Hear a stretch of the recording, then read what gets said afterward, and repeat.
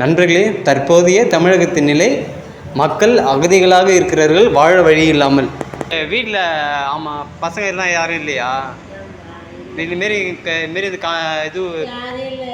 எங்கே தங்கிட்டு இருக்கீங்க? அப்போ பஸ் ஸ்டாண்ட்லேயே தான் படுத்துட்டு இருக்கீங்களா? சாப்பாடுலாம் இதுமாரி வாங்கி தான் சாப்பிட்றீங்களா? சரி, கவர்மெண்ட்டில் என்ன எழுதி கொடுக்கல, ஏன்னா உதவி எதுவும் பண்ணலையா அரசாங்கத்தில்? இப்போ கலெக்டர்